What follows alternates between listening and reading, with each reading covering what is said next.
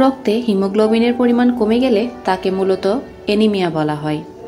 Haemoglobin হল লোহিত রক্তকণিকায় অবস্থিত এক প্রকার প্রোটিন, যার মধ্যে আয়রন এবং ট্রান্সপোর্ট অক্সিজেন থাকে। পুরুষের জন্য হিমোগ্লোবিন স্বাভাবিক 13.5 থেকে 17.5 গ্রাম প্রতি ডেসিলিটার।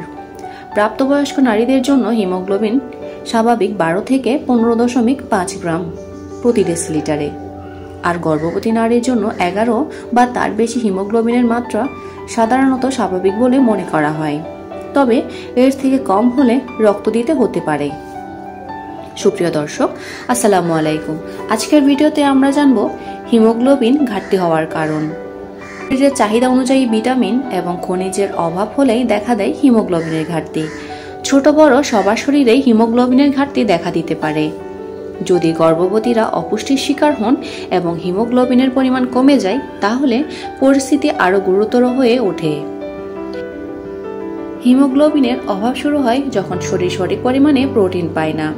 সাধারণত নারীরা গর্ভবতী হলে তাদের শরীরে হিমোগ্লোবিনের মাত্রা কমে যায়। কিছু খাবার খেয়ে রক্তে হিমোগ্লোবিনের মান ঠিক রাখা যায়।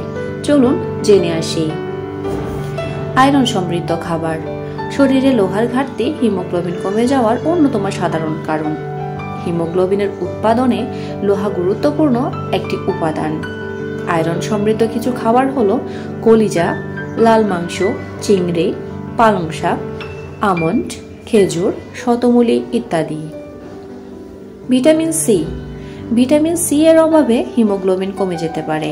তাছাড়া ভিটামিন সি ছাড়া আয়রন পুরোপুরিভাবে শোষণ হয় না। পেঁপে, কমলা লেবু, স্ট্রবেরি, গোলমরিচ, ব্রোকলি, আঙ্গুর, টমেটো ইত্যাদিতে প্রচুর পরিমাণে ভিটামিন সি থাকে। Folic acid. ফলিক অ্যাসিড এক প্রকার ভিটামিন বি কমপ্লেক্স। লাল রক্তকণিকা তৈরিতে এটি প্রয়োজনীয় উপাদান। সবুজ পাতাযুক্ত সবজি, কলিজা, ভাত, শিমের বিচি, বাদাম ইত্যাদিতে প্রচুর পরিমাণে ফলিক অ্যাসিড পাওয়া যায়। বিট। হিমোগ্লোবিন বাড়াতে বিটের রস খাওয়ার পরামর্শ দেন ডাক্তাররা। এতে রয়েছে প্রচুর পরিমাণে আয়রন, ফলিক অ্যাসিড, ফাইবার ও পটাশিয়াম।